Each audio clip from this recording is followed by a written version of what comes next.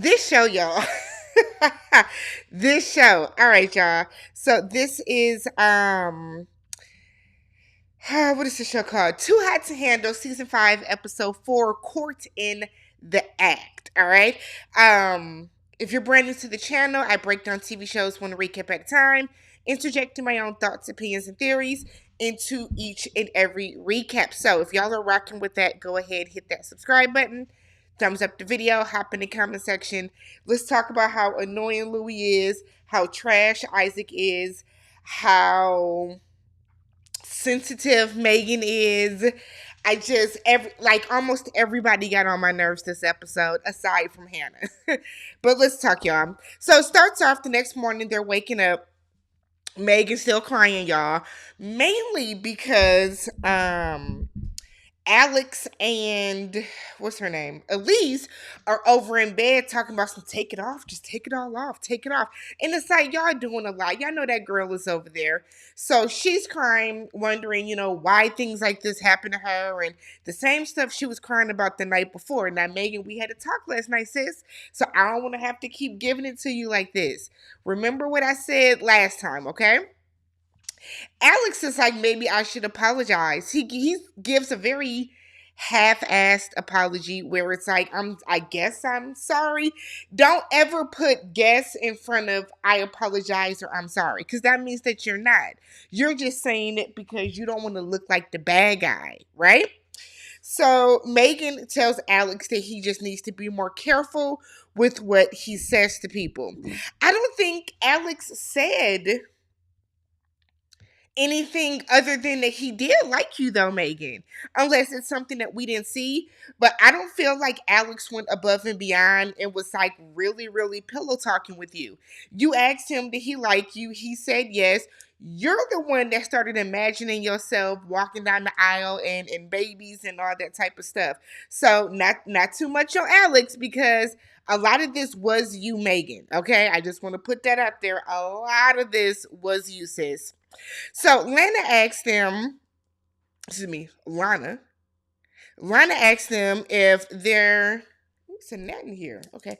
Lana asked the three couples if they are strong and deep or if they are just more surface level. Lana be shady for no reason. Very unnecessary to ask the collective all together like that. So Courtney is now smitten by Isaac, okay? She just feel like she just can't take life no more, and she thinks that they have this very deep connection. They're sitting out, the moonlight is basking on them, okay? It's a mood, it's a vibe, and so they end up kissing, and all I heard in my head was like the cash register, ching, ching. That's all I heard, cause y'all really just y'all just don't want no money, huh? I guess if y'all don't make plans to fuck these people after y'all get paid and call it a day. So they go to this like little baseball exercise where they're supposed to be building deeper connections. Okay, that's the goal of this. So they're writing down different things, fear and commitment issues and trust issues, all that type of stuff. And I think the most interesting thing that we heard about anybody is that Courtney was married before when she was young and naive. He cheated on her, and that's now why she has an icebox where her heart used to be. Word to Omarion. So basically, Courtney, fell head over heels for this guy. They got married. She was very naive in that relationship, in that marriage. He then cheated on her, completely obliterated her trust, and because of that, now she done turned into a thought pocket. She sleeps around, doesn't get too close to people, doesn't build these connections, but she now feels that her and Isaac have built a genuine connection. I said, sis, you don't know him. But okay, I'm gonna let y'all have it. So Lana calls another meeting because what you're not gonna do is play with Lana. She set down rules. Y'all gonna abide by these rules, you heard? So they have this meeting, and Christine is like, why you making that face, Courtney? Because they always look guilty. Like, I feel like if you're not going to be able to have a poker face, you might as well come in and be on some, it was me, I did it, y'all. My bad. So they're making this face. Courtney says in her confessional that she hopes everybody is like not too mad at them because they are couple goals. I said, y'all are what? Y'all are y'all are what? Y'all are couple goals. Girl, he is fetishizing you. We find that out at the end. You were a fetish for him. Nonetheless, she tells the group that her and Isaac kissed. Isaac said that it was the most valuable rule break, and he hopes that everyone can agree with that. Now, what? How? That was the dumbest shit I've ever heard. What? How is that a valuable rule break to the rest of the group? How is that valuable to them? That's what I would like to know. What part of this is valuable to everybody else that we feel like we gonna rally around you? Hannah looked like she was about to get into it, ends up just saying that this is, y'all deserve it because y'all have really been, forming a little emotional connection. Louis is mad because he's on some, y'all wouldn't have had that reaction to me. No, Louis, you done cost them like $36,000 alone. You don't cost the most money, and that's what Christine said too. You have spent the most money. But I also kind of feel like this is also Isaac and Courtney's second time breaking a rule. So why are we giving them a pass? I'm telling y'all, I could not be on this show because I just yelled out, that is bull. We are not going to feel like y'all deserve this. What are you talking about? What are you talking about? And I know Hannah feels stupid because of what happens at the end. But I mean, go off. Go off. There ain't enough real people on the show. Ain't enough real ones on this show. Because a lot of this that's flying shouldn't have been happening. So, but it's the most valuable. Valuable to who? You kissing her, how is that valuable to me? Stop it. So they're down another $6,000. They are now down to $146, y'all. It is day 3, and it is like money is just falling off of them. They blink, and money is just falling off of them. I can't take it.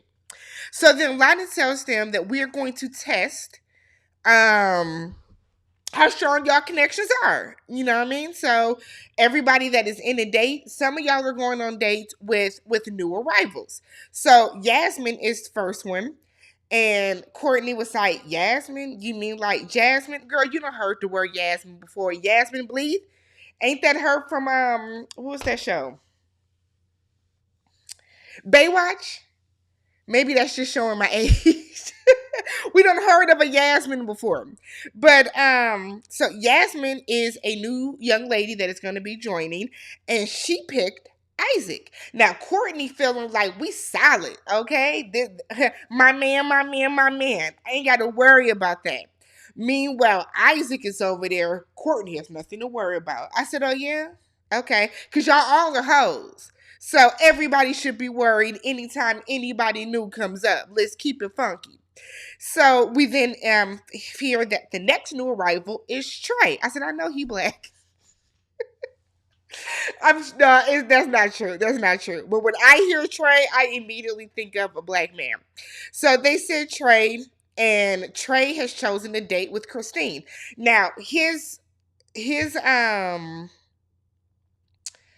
reasoning is that, oh, because she has bouncy curly hair. I said, ooh, that's your reasoning? Okay. Okay. I mean, okay. Okay, sure.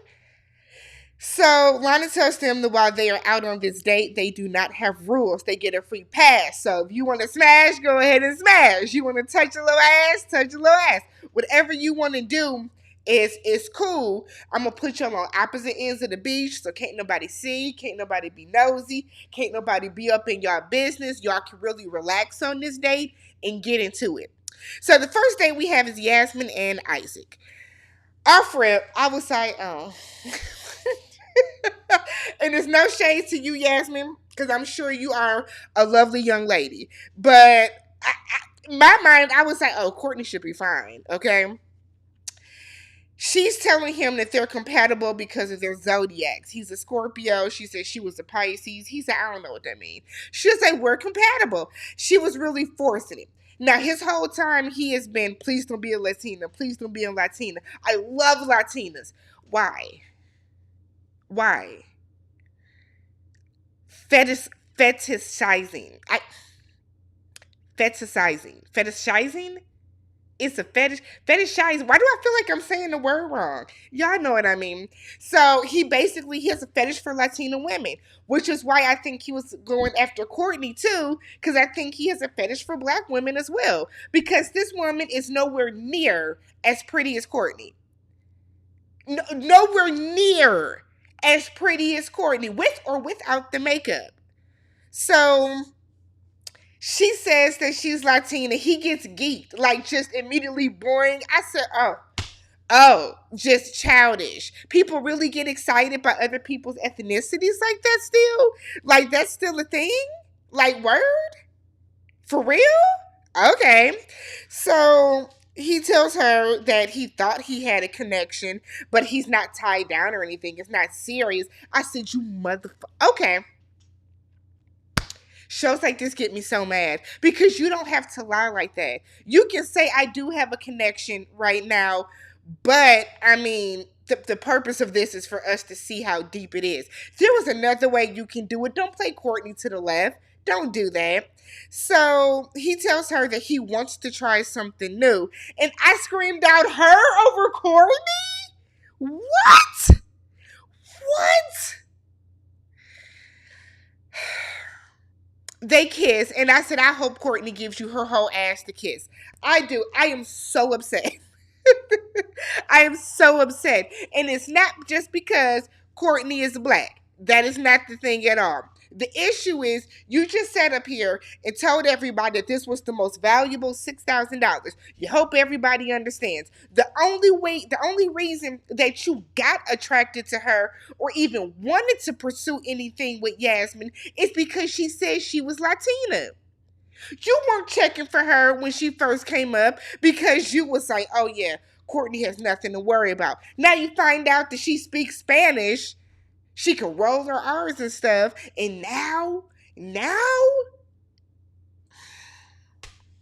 couldn't believe it. Could not believe it. So then we have Trey and Christine. They seem to hit it off. He told her that his typical type is curly hair, chocolate skin. I looked at Christine and was like, if chocolate skin was your type, Trey, why you ain't pick Courtney?